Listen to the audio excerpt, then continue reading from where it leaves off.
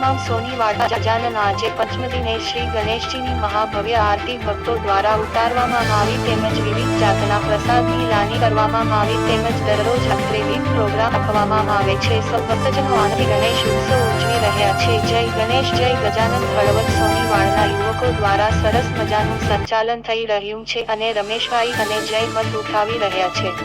Reporter Santoshbhai ઓગાણિયા, Halvad.